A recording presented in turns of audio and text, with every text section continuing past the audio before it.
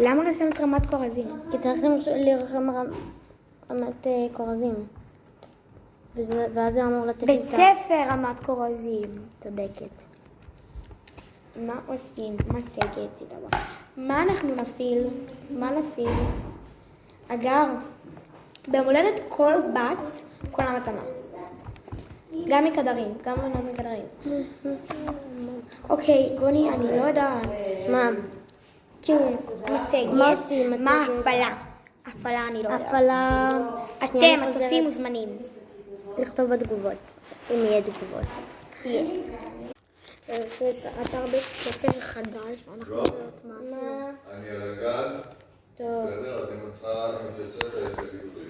טוב, אנחנו פשוט לא יודעות מה לעשות, כאילו, להיות חדש, אז... את יודעת מה, יש לי רעיון מה...